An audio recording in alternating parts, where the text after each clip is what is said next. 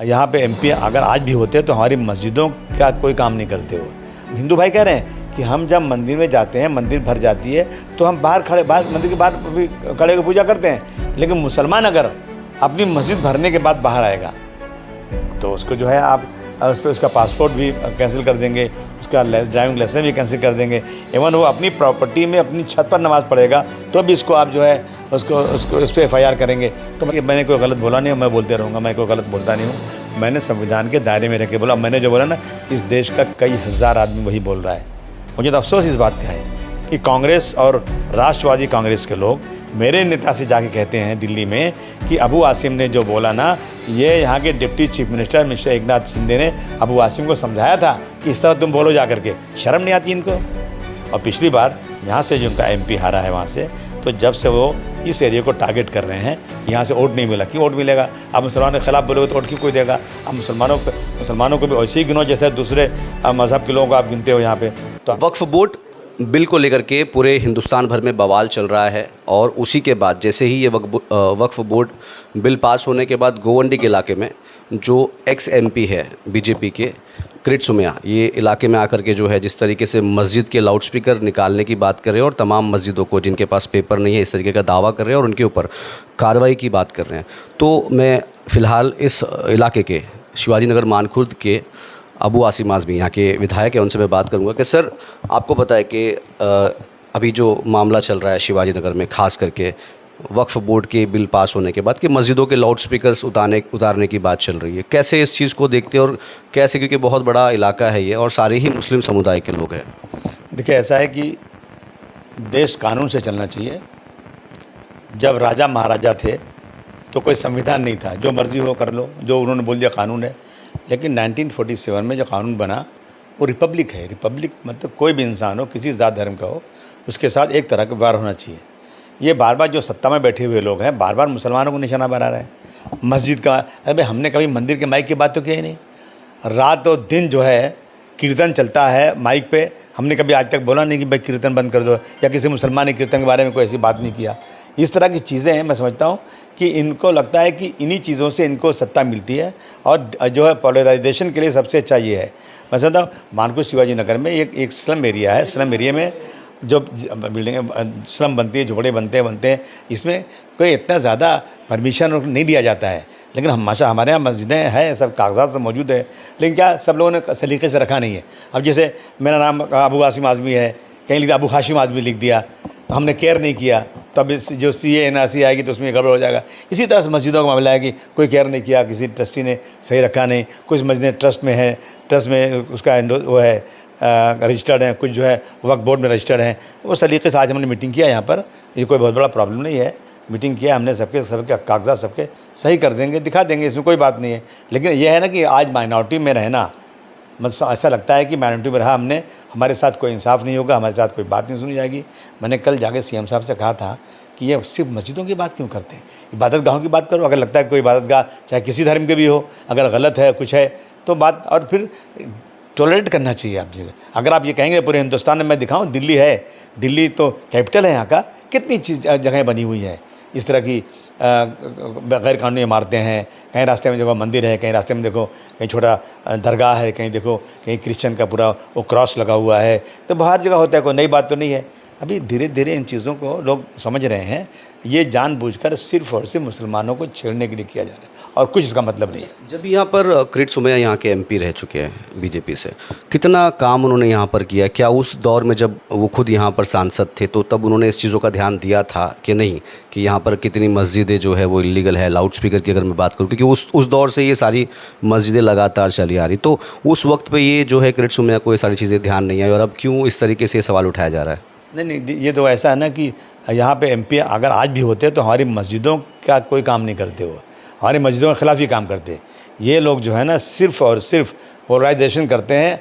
हम यहाँ 15% हैं, 20% हैं, इस महाराष्ट्र में 12-13% हैं, वो जो हैं 84, 85, 86% हैं। तो हमारी परवाह कोई करता नहीं है। संविधान सबके लिए बराबर का है। लेकिन अगर यहाँ पे ये आज भी MP होते हैं ना, तो भी हमारी मस्जिदों के खिलाफ ही रहते हैं, उसको सपोर्ट कभी नहीं करते। रहने के बाद भी उन्होंने कौन सा बड़ा काम किया है पे, कौन सा बड़ा काम कर दिया? कुछ नहीं किया इन लोगों ने। क्या क्या लगता है आपको कि ये दो समुदाय में भड़काने का काम किया जा रहा है इस तरीके से? नहीं, लगातार किया जा रहा है, कोई नई बात नहीं है ना। देखिए, जितना भी काम बीजेपी कर रही है, मैं आप गिनाना शुरू करूँ आपको कि इन्होंने CA/NRC लाया कि डराने के लिए मुसलमानों का कहीं भी थोड़ा सा सर्टिफिकेट गलत होगा। इवन यहाँ तक समझिए आप कि फ़खरुद्दीन अली अहमद साहब जो इस देश के प्रेसिडेंट थे, सदर जमहूरिया, उनकी रिश्तेदार ने अपनी जो है ना नेशनलिटी प्रूव नहीं कर पाया, जिस तरह डॉक्यूमेंट मांग रहे थे लोग। जो वहाँ की CM थी, एक्स CM मुस्लिम लेडी आसाम की, वो अपना नहीं नेशनलिटी प्रूव कर सकें, जिस तरह के कर रहे हैं, मुसलमानों को हैरान करने के लिए किया गया। इन्होंने लाया 3 तलाक पे बिल और मुसलमानों को ज़्यादा जेल भेजने के लिए, उनके फ़ायदे के लिए कुछ नहीं लाया। अभी इन्होंने लाया जो है ये वक्फ बिल। मुसलमानों को फ़ायदा कैसे देंगे? जो पार्टी मुसलमानों को एक भी टिकट देने को तैयार नहीं हो, एक मुसलमान को मिनिस्टर बनाने को तैयार नहीं हो, वो मुसलमानों के फ़ायदे में कैसे काम कर सकती है? तो इनकी सारी चीज़ रिसर्च चल रही है कि मस्जिदें बंद कर दो, हर मस्जिद के नीचे जो है इनको मंदिर नज़र आ रही है, इनको जो है मस्जिद के बाहर नमाज़ नहीं पढ़ने देंगे। हिंदू भाई कह रहे हैं कि हम जब मंदिर में जाते हैं, मंदिर भर जाती है तो हम बाहर मंदिर के बाहर भी खड़े होकर पूजा करते हैं, लेकिन मुसलमान अगर अपनी मस्जिद भरने के बाद बाहर आएगा तो उसको जो है आप उस पर उसका पासपोर्ट भी कैंसिल कर देंगे, उसका ड्राइविंग लाइसेंस भी कैंसिल कर देंगे।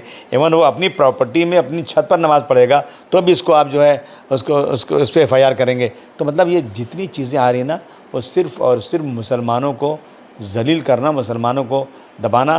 कानून से कोई काम नहीं हो रहा है। एक साहब जो है अपनी बगैर परमिशन लें या न लें, सड़क पर हज़ारों लोग उतर जाएं और नाथूराम गोडसे की तस्वीर को, जिसने गांधी जी की हत्या की, उसकी तस्वीर को लहराएं और तलवार हाथ में लेके चलें, इनके लिए कुछ नहीं। और हम अगर एक छोटा सा जलसा भी करें तो हमें परमिशन नहीं। वो कहते हैं ना कि वो कत्ल भी करते हैं तो चर्चा नहीं होता, हम आह भी भरते हैं तो हो जाते हैं बदनाम।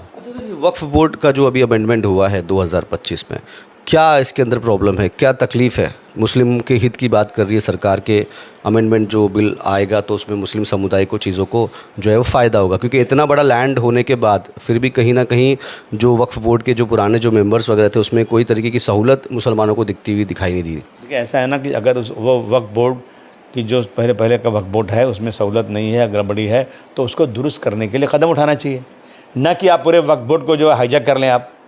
इनकी देखिए, आप मुझे एक चीज़ बता दो कि 2014 से जब से बीजेपी की सरकार आई है, मुझे एक ऐसा काम बता दो जो रियल में मुसलमानों के फ़ायदे के लिए हुआ। एक सिंगल मोदी साहब ने सौगात बांटे ना रमज़ान में सौगात उसको कहते हैं, मुस्लिम सौगात बटी है अभी। ये मुझे 32 लाख सौगात, 25 करोड़ मुसलमान जहाँ रहते हैं, जिस मुल्क में 140 करोड़ में से 80-90 लाख रुपए लोगों को 5 किलो गेहूँ को अनाज दिया जाए तो वो अपनी ज़िंदगी गुजार पाएँ, ऐसे मुस्लिम 32 लाख लोगों को सौगात। ये सिर्फ़ और सिर्फ बेवकूफ़ बनाने के लिए किया जाए और कुछ नहीं किया जा रहा है। इस चीज़ को आप कैसे देखते हैं कि एक तरफ जो रमज़ान के महीने में वो मोदी सर जो है वो सौगात बांटते हैं और उनके ही बीजेपी के जो लोग हैं वो वक्फ जो मस्जिद की जैसे इस तरीके से बात चल रही है, लाउड स्पीकर, तो एक ही पार्टी में दो ऐसे कॉन्फ्लिक्शंस? नहीं, ये सिर्फ़ और सिर्फ बेवकूफ़ बनाने के लिए कि आप जैसे आपने पूछ दिया ना कि सौगात बांट रहे हैं, कोई सौगात नहीं। सौगात ये सिर्फ दिखाने के लिए है, हमें कोई सौगात नहीं चाहिए। हमें सिर्फ संविधान में जो हमारा अधिकार है वो अधिकार दे दें। मोदी जी आप अपनी सरकार चलाएं, हमें कोई एतराज़ नहीं। अच्छा, अबू आसिम आज़मी बोलते तो उनको फिर सेशन से बाहर कर देते हैं। लगता है अबू आसिम आज़मी को ऐसे कभी डर ऐसा महसूस होता है कि मैं अगर बोलूँ तो अब वापस ऐसे कुछ चीज़ें मेरे पे नहीं आ जाए? देखिए, मैंने कोई गलत बोला नहीं, मैं बोलते रहूँगा, मैं कोई गलत बोलता नहीं हूँ। मैंने संविधान के दायरे में रह के बोला। मैंने जो बोला ना, इस देश का कई हज़ार आदमी वही बोल रहा है। और आज अगर आप हिस्ट्री के बुक निकाल लें, हिस्ट्री के रिकॉर्ड निकाल लें, तो मैंने जो बोला कोई गलत नहीं बोला। लोगों ने बहुत कुछ बोला है। अरे मुझे तो मीडिया वाले ने पूछ लिया, मुझे तो अफसोस इस बात का है कि कांग्रेस और राष्ट्रवादी कांग्रेस के लोग मेरे नेता से जाके कहते हैं दिल्ली में कि अबू आसिम ने जो बोला ना, ये यहाँ के deputy chief minister mister Eknath Shinde ने अबू आसिम को समझाया था कि इस तरह तुम बोलो जा करके। शर्म नहीं आती इनको? इस तरह बेशर्मी की बात करते हैं। अबे आप लोग दोगली बात कर सकते हैं, मैं फालतूगिरी नहीं करता।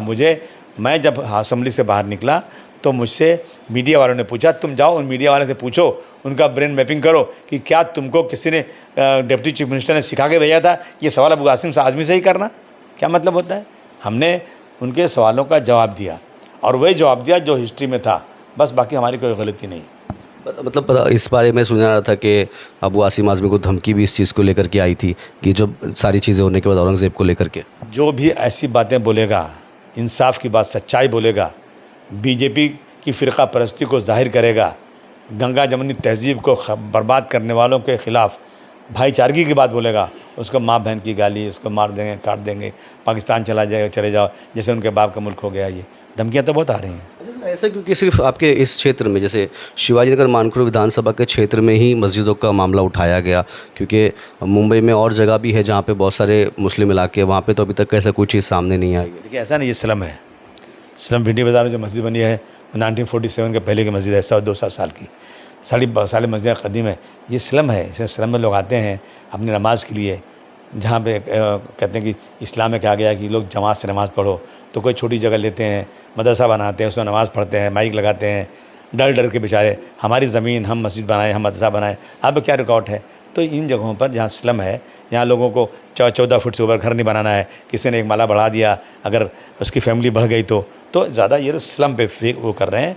और पिछली बार यहाँ से जो उनका MP हारा है वहाँ से, तो जब से वो इस एरिया को टारगेट कर रहे हैं, यहाँ से वोट नहीं मिला। क्यों वोट मिलेगा? आप मुसलमानों के खिलाफ बोलोगे तो वोट क्यों कोई देगा? आप मुसलमानों को भी वैसे ही गिनो जैसे दूसरे मज़हब के लोगों को आप गिनते हो यहाँ पे।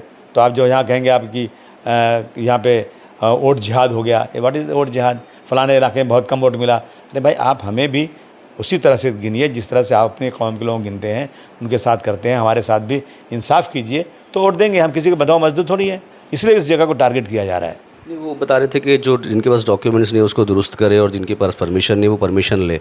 तो अगर कहीं ना कहीं डॉक्यूमेंट का कोई डॉक्यूमेंटेशंस में अगर कमी है तो क्या इसको पूरी करके दी जाएगी? हाँ बिल्कुल, आज मैंने मीटिंग किया, बुलाया सबको हमने आज, और हमने ये भी बात कर दिया, उलमाओं ने कह दिया कि मस्जिद के वॉल्यूम जो है उसके उतने ही चलना चाहिए जितना गवर्नमेंट का परमिशन है। ये भी लोगों ने हाँ कहा। और मस्जिद में सिर्फ अजान जो है ना, वो लोगों को बताने के लिए, बुलाने के लिए की जाएगी।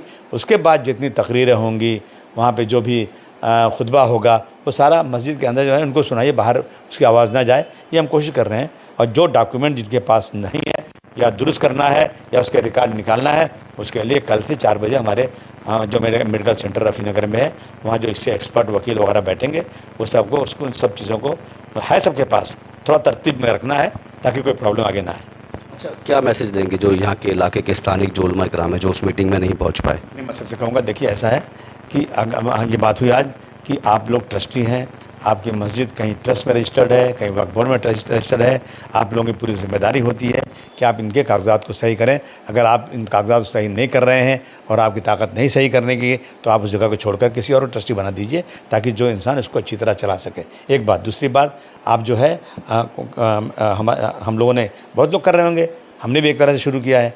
हमारा जो रफ़ी नगर मेडिकल सेंटर है, वहाँ पर हमने कुछ एक्सपर्ट लोगों को बिठाया है, वकीलों को बिठाया है। कल 4 बजे से हमारी कोशिश है कि आप वहाँ अपने डॉक्यूमेंट ले आइए, जो भी आपको समझाना है, बताना है, वो बता दिया जाएगा। डॉक्यूमेंट सबके पास है, सिर्फ तरतीब उसकी बना देना है।